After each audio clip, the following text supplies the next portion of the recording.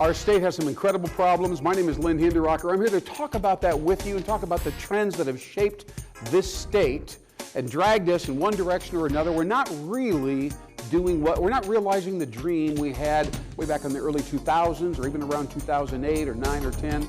My name is Lynn Hinderaker. Welcome to WowBiz Nebraska. We're going to get it on right now. Have you ever uncovered a market segment, a portion of the universe out there that you've never sold to before, but all of a sudden you kind of stumble across them and it becomes obvious that they would, especially with a little tweaking, be great buyers of your particular product. But you lost them, you see, you hadn't found them, and then you just found them out of nowhere and said, we could probably do this with these guys. That's exactly right. My name is Lynn Hinderaker. This is WowBiz Nebraska. I'm going to use my coat, my top coat here, as a metaphor for that very example that I just explained to you. About a week ago, I entered my home and kind of came into a back room there with a sofa and an area where some grandchildren play often. I tossed this coat on my sofa and walked into the kitchen and said hi to my wife, etc., and forgot about the location of the coat. Now, my grandchildren came over that very evening, and they wanted to bounce and play and create a little chaos back there in that small room that I just mentioned. And so they get there, and they grabbed my coat that was laying on the sofa, tossed it in the corner. Now, stick with me on this. There's a relevance here. And, of course, it was on the floor. Then they took all the pillows and all the blankets and all the other stuff that was on top of the sofa and put it on top of my coat, which was on the floor. Now, I didn't know that all this happened, and I'm busy. I'm running around all week long. I said, where's my coat? I don't know where my top coat is. And I looked in the closet and all the conventional places. I said, I had to tell my wife, I said, I think I've actually lost my top coat. And she got a little bit angry with me. She said that should never happen. But nevertheless, that is what happened. And I thought, well, I'll just have to accept that. And so for a few days, I ran around in the cold weather here in eastern Nebraska without a top coat on. Now, eventually I began to clean up that room a little bit and get the pillows back in place and so on the sofa. And there, predictably, right, or maybe unpredictably, there on the floor was my coat, was my top coat. All right, now, the point of this, again, is that many organizations try to innovate or at least strategize by going directly at competitors. They'll try to find somebody who's weak in this area. They're not so good here, so we're going to strengthen our resources and go directly after them. It's kind of like really a military war when you're out there in the marketplace and you have some resources, you got a message, you got value, you got power, and so you're going here and there, you're losing market share and you're gaining a little market share here and there. It's all an incremental game, right? And so somebody told me about this or asked me about my thoughts about this, and I said, you might want to start thinking about some segment of the marketplace that you no longer utilize or haven't utilized before, but they could conceivably be big buyers of your product. He said, for instance, what? Here's one example. I'm sure you've heard of Square, which is utilized for micro companies, very small firms that want to need a credit card reader, right? And they don't want to pay for the monthly service with the larger different types of credit card companies and so on. So there is Square, a very, very successful company, now called Block, by the way. And so that's an example of that, where all of a sudden they're servicing thousands and thousands of little companies. Now, the interesting thing is it doesn't take anything away from the existing people in the credit card reading business or payment business. They all continue doing what they're doing.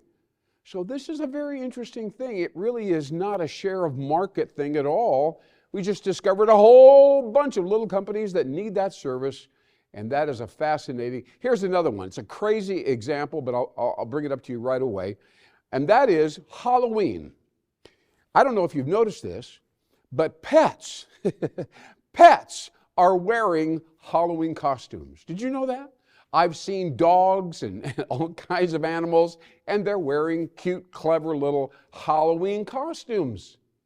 Now, I'm going to tell you in 2023, that business that I just alluded to, and by the way, when you spend money on coming up with a crazy little costume for your dog, you haven't gotten involved in any of the other traditional Halloween costume services or purchases, see? So you're not stealing market share, you're creating a whole new market. And guess how much money is being spent just now, this year, on pet Halloween costumes?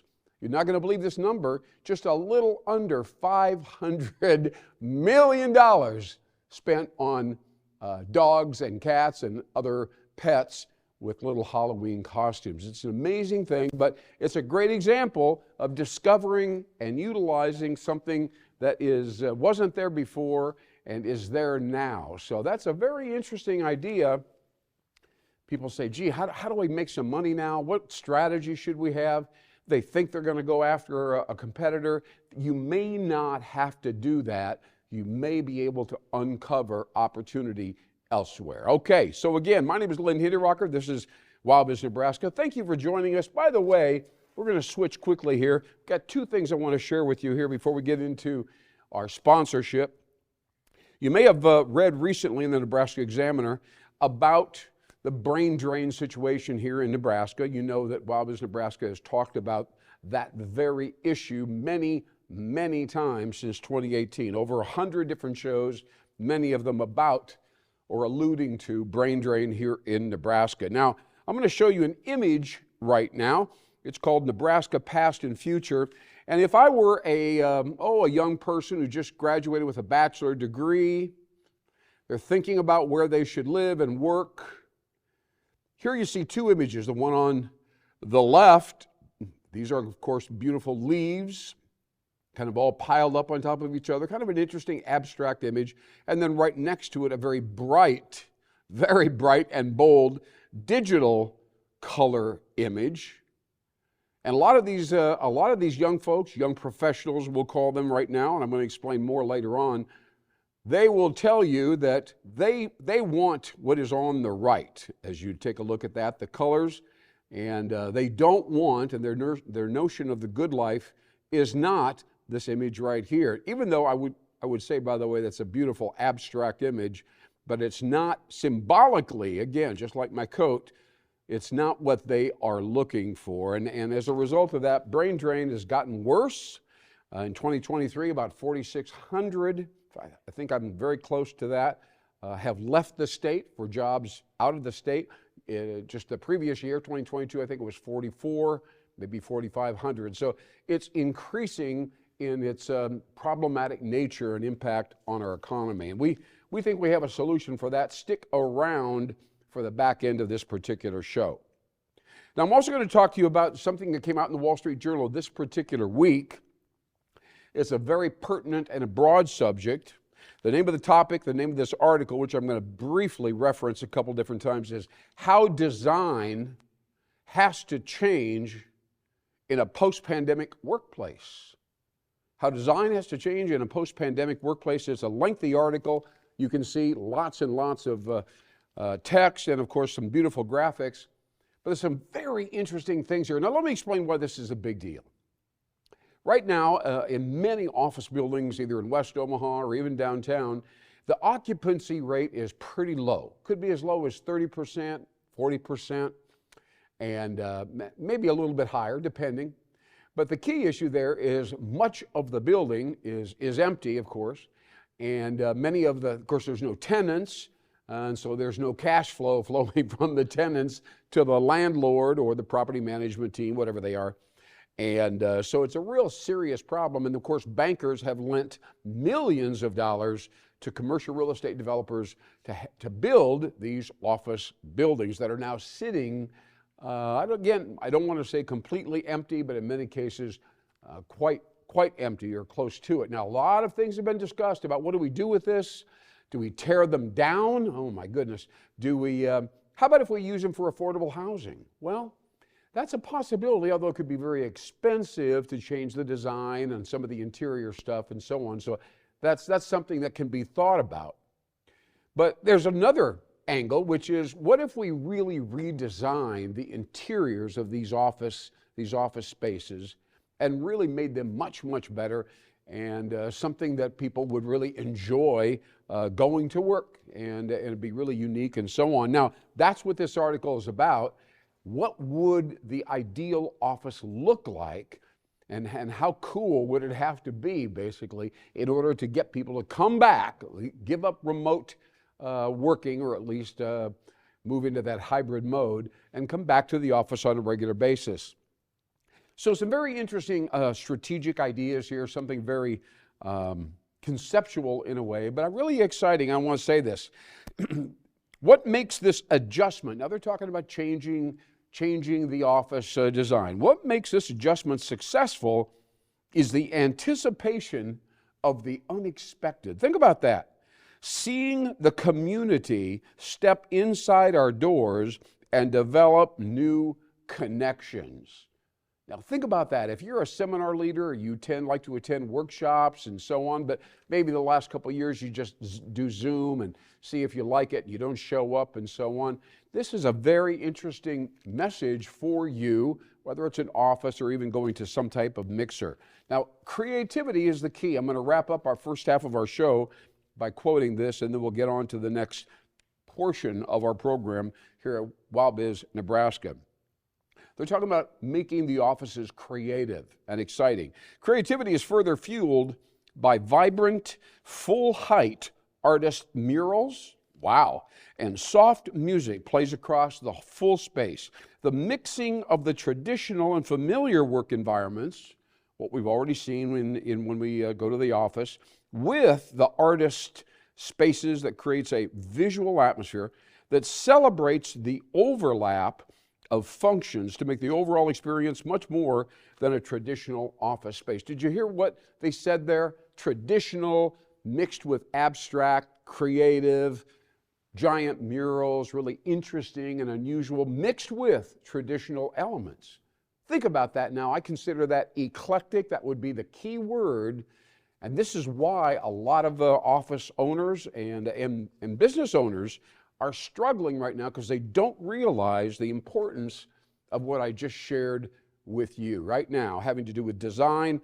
We could talk a long time about that, but it's got to change, and they're going to have to figure out how to embrace it. Either that or knock the building down, which would be a tragedy, and many people would be affected because of that. Thank you for watching us right here on WowBiz Nebraska, the first half of our show. Again, I'm Lynn Hinderaker, and this show has been brought to you by a company here in the Omaha area called Power Dynamics. Power Dynamics serves attorneys and accountants. These are the two major professions that every community relies upon, and it's a very interesting, both of these industries do very well, but on the surface they look like they're doing well, but beneath the surface they struggle. And that's what Power Dynamics is all about. Now, it brings two things to the party. One is business development. These are people, by the way, who do not like going out and selling and talking to people and even sending out marketing and emails. That's not their style, whether you're an attorney or a CPA. They just have problems with it. They don't like doing it. And so they need help in that regard. It's got to be creative and exciting and relevant and all that. That takes time and energy, and they don't have any of that. Now, the other piece is a psychological thing. Because these, especially attorneys, these are hard chargers, achievers. They will need more. They put in long hours. They work on Saturdays. But they're having difficulty balancing work and life. These are the attorneys I'm talking about. And we, Power Dynamics, can provide coaching and help these people kind of figure out how to get a balanced life, how to feel good about themselves, and be able to move forward without feeling like they're always inadequate. They're just not doing enough. The boss isn't happy. You've got to pull together your sense of who you are, why you're there, what your cause is, what your sense of destiny is, whether you're a CPA or an attorney. That are very important people here in our community, and Power Dynamics can help them move forward successfully and happily. Power Dynamics for CPAs and attorneys, both left brain thinkers. Hey, okay. We're going to go into the back end of WowBiz Nebraska. We're going to talk a little bit about a very interesting phenomena, right? A reason why, and I've mentioned this before now earlier in the show, why we have an increasing problem with the good life here in Nebraska, why so many well-educated graduates, bachelor degrees, MBAs, whatever, are leaving our state. And what are they looking for, and what is our reaction going to be? Now, there are some authorities here in the state that have been quoted recently. And yes, there are some issues about compensation. That's true. Some people are complaining about housing, right? And they can't seem to find a really nice home that they can afford, and nothing looks really good to them. So that says to them that the lifestyle isn't going to be that interesting. It's not just about work, right? It's not just about the job or the career. There is a great deal to do with the lifestyle and, of course, the house that they will be living in, or the apartment maybe downtown that they will be living in. They have to be very comfortable with that. Otherwise, the whole game kind of falls apart. Now, back in the late 90s, I'm going to talk to you about a group of people in America, 50 million people.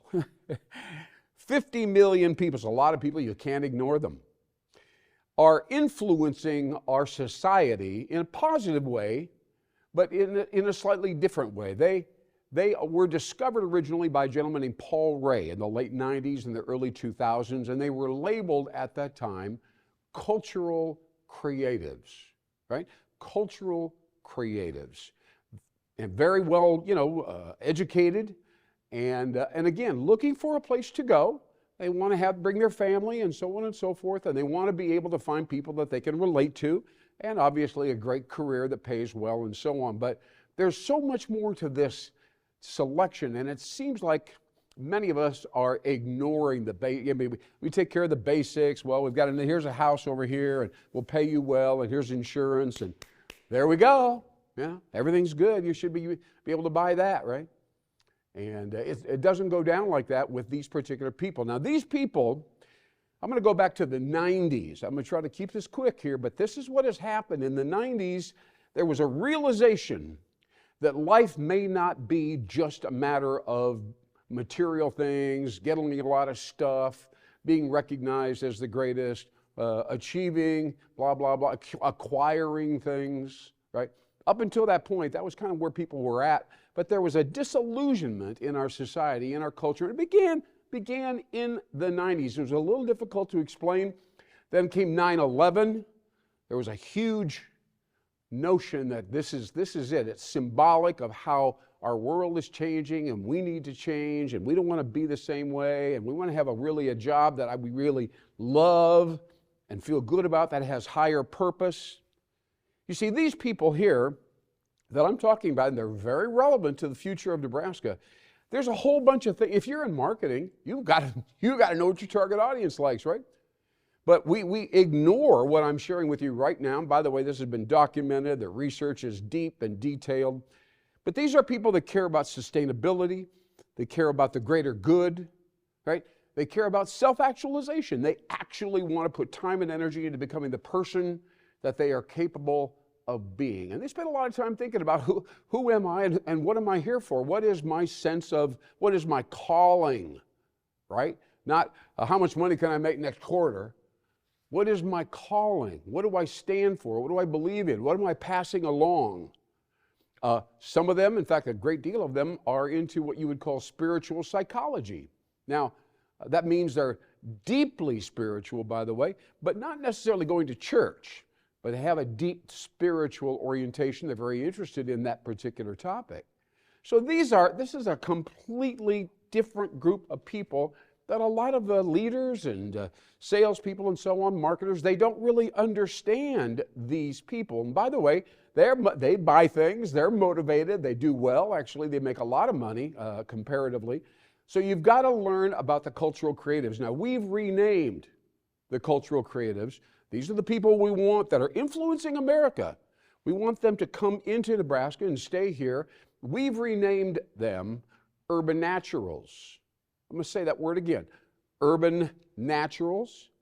Now, if you think about that for just a few seconds, you realize that urbanity is fast and changing and hard and concrete and technology and movement, right? And, of course, the word natural is organic, relaxed, kind of rural, green, of course.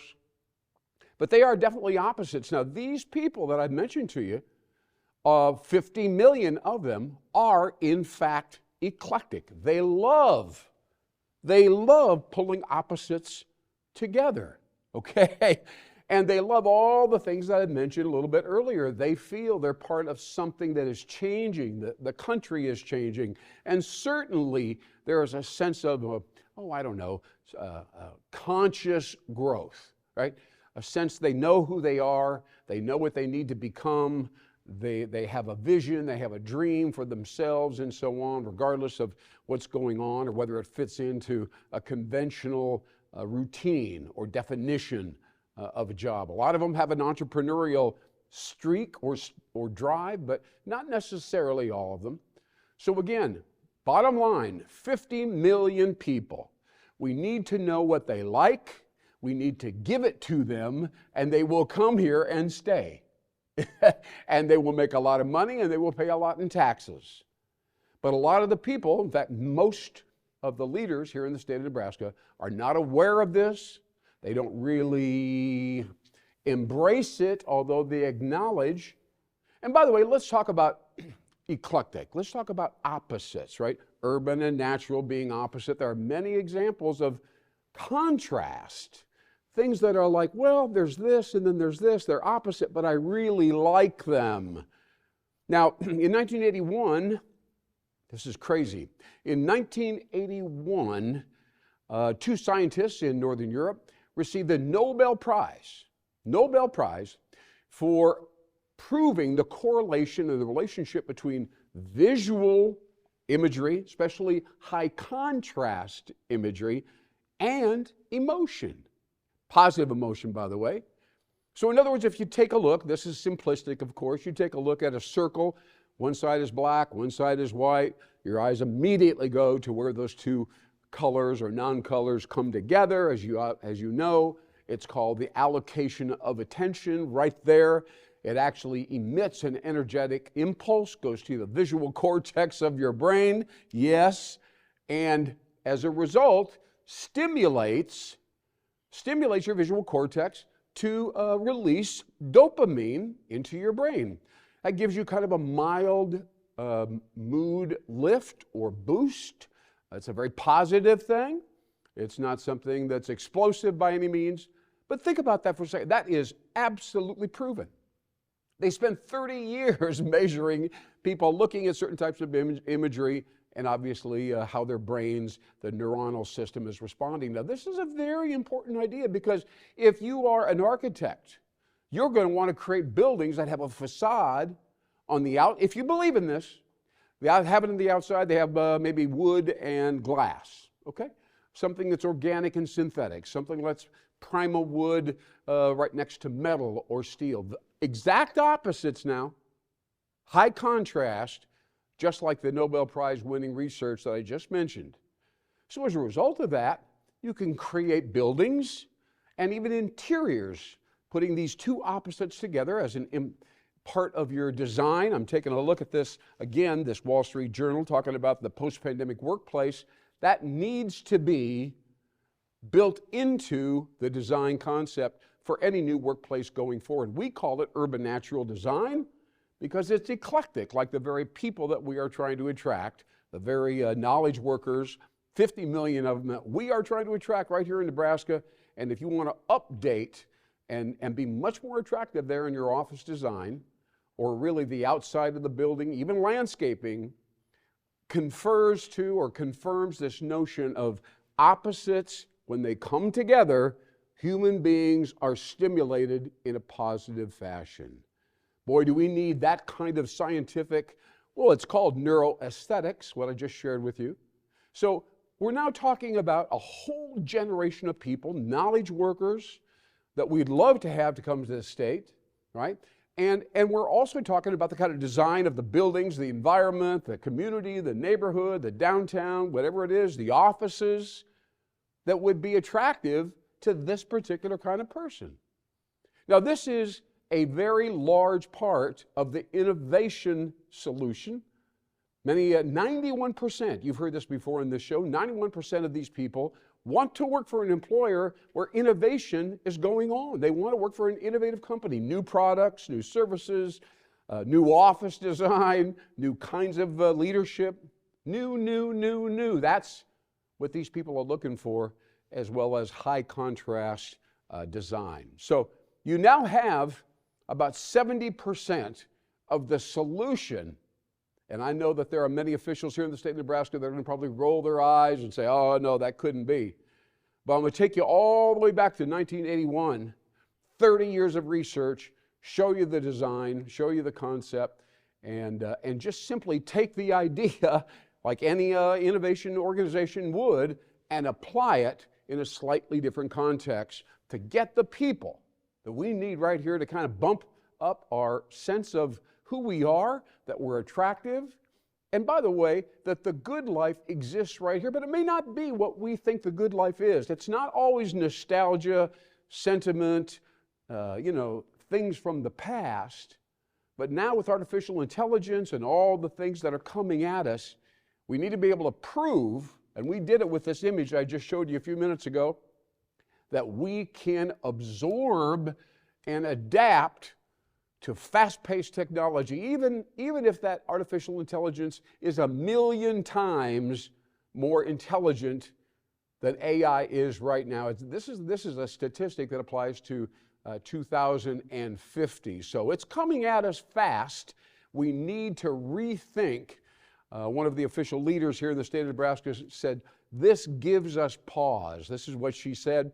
She said, it's not really working out the way we expected. Compensation, the movement, and so on, all of that should give us pause. Well, this is your opportunity right now to start fresh, think new, find a new approach towards bringing and attracting and maintaining people right here in the state of Nebraska. That means we will not have the tax problems that we know are coming right now. Let's do something about it right here on WowBiz Nebraska. I'm Lynn Hinderaker. Thank you so much. Appreciate you watching. Big ideas, put them in your head. Do something. Act. Thanks so much. Bye-bye.